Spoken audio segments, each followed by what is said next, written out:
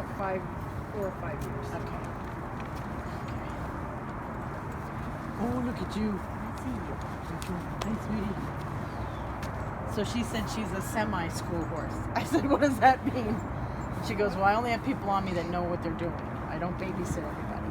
So is she still giving lessons, or you just kind of use her for yourself? Well, they use her sometimes for the natural horsemanship. Right, okay, good. Thing. Okay. Um, but She said she's like a semi. so she didn't have Okay.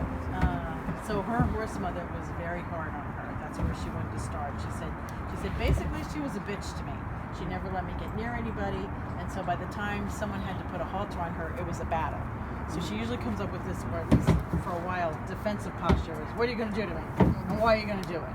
Kind of thing. And even when he's kind of bugging her, she goes, I've been knowing a whale on this thing. And he kind of goes, all right. So this is a good horse for her to be next to, because she said she would have really blew out her pastor's bed kicking out all the time. She asks a lot of questions. She wants to know why she's doing a certain thing. She wants to know how long things are going to take. So it's so she's like, I'm not the easiest horse to ride, and I'm not for everybody. And when I asked her what she wants to do, she goes, why do I have to pick one thing? I said, wow, okay. I mean, she's still questioning why I'm a horse, because she thinks it's the emotion, where the other gals was like, what's not to like about being like Zeus, like it's okay being, but she's like, why do I have to go through this? And for her to even stand for anything, or like when someone goes to get on her, she's like, I have to stand here, just get on, let's go. I'm like, wow, okay. So she said, look, I'm a pushy broad. I said, yeah, that's just so it's going to probably be a whole time of her asking why. Sometimes when horses give me this kind of energy, I kind of feel like maybe there was a lifetime they told people what to do, and this is comeuppance, you know. I mean, sometimes that's what it is. She said she has zero tolerance for dogs that don't know about horses. She said zero. And there was some Jack something or other that would come in here and kind of do the red light, green light, and she said I was going to send him packing, because she said I'll just take him out. And she hates those birds over there when they go off. She goes, I just want to eat them. Yeah. You know, like when she gets mad, she gets mad. I'm like, wow. Woo. And then she said to me, don't think I need hormones. I'm this bitchy even when I'm not in my cycle. I said, okay, wow. Oh, yeah. Boy, so she said, it's interesting you've named me Hope. Yes. Well, maybe hopefully I'll change, but I don't know if I'm gonna. I said, well, okay. Okay. So she's very grateful that you're her owner, because she literally knows that with anybody else, either she would have hurt them or they would have 86'd her. She said, I totally get that I'm a big liability. And you found, she's like, I'm the round peg in a very square hole. I'm jammed in there.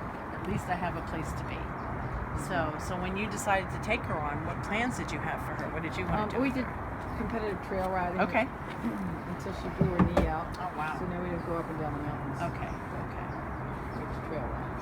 And thankfully, she's got really good long-range vision, so she can see really well the distance. And you know, like I never knew until I started doing this work. And the example I use to people is, if she was on the racetrack, she and my horse would be the first one out because they're farsighted. They'd be like, down the lane, see you guys later.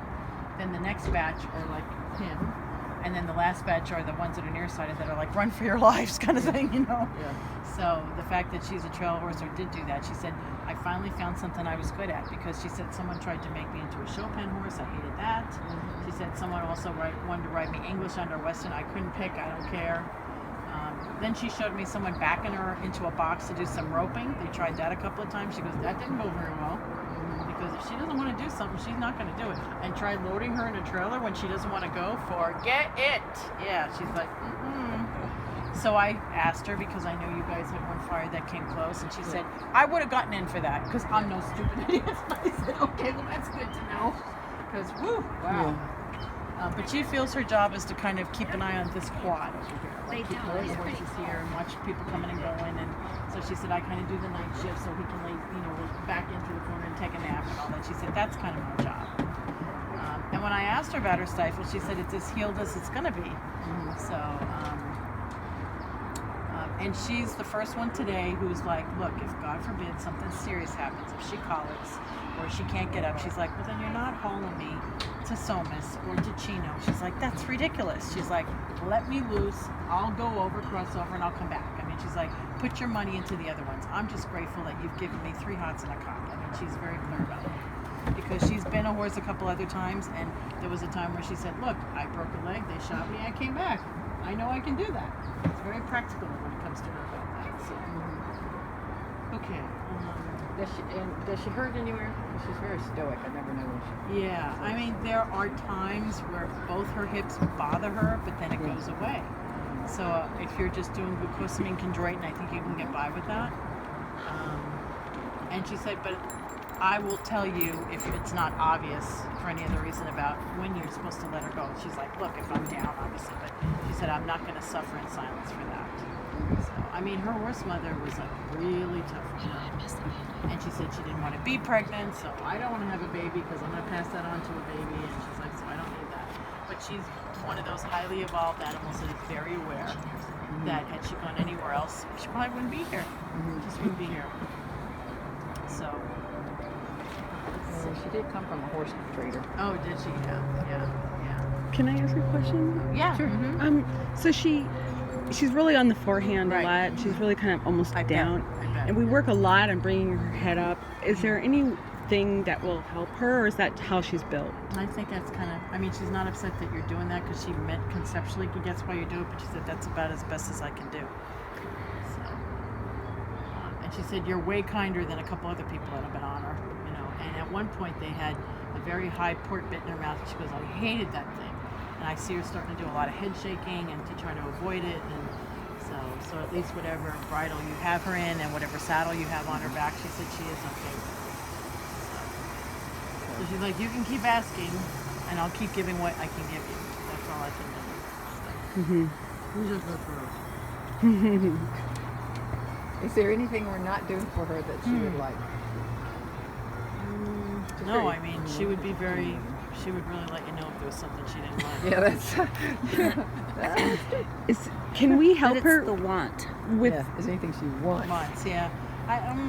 Well, she said, she said, to be honest, there's nothing I really need or want. I'm just grateful I have a roof over my head. So I was asking her if she was holding back because, and she goes, no, I would ask it, but she said, no.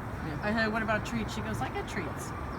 She said, I'm not really that food motivated. I mean, if you throw something in there, I'm going to eat it. But her big thing is having regular hay. But she said, I get that already. Because there was a time before you had her that someone was using cubes. And she's like, I hated those. And when she really hates something, she really hates something. But she said the regular hay is okay. Yeah. Is there any way we could help her? Like when we bring in horses over here, she loves to just wait until She's like the sniper. Yeah. That's her big joy. She's like, ooh, here they come. Yeah. If I can create an Yeah, effect. because she can see really well at a distance, so it's just great fun for her, you know. And she said now some of the horses are like, go away, we know what you're going to do, kind of thing, you know. And if you come up and you put your hand up and you say, that's enough, she's like, but that's my great joy to do that. That's fun. I like spooking everybody. So. How about also your stomach? No, issues? thankfully her stomach was good. And when I was checking her ovaries, thank God her hormones are pretty good. In fact, one of my clients was the first horse that UC Davis 18 years ago spayed because it was so bad. But she said, no. She said, they haven't been that bad that anybody has to do like depot or you know, acupuncture or anything like that. So Yeah, we did depot when we first got her. I bet. And that was, Yeah. did not do anything. I think it just made her madder.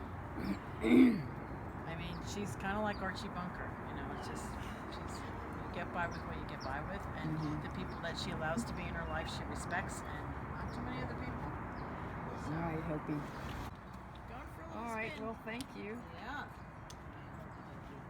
Silly girl. Oh, you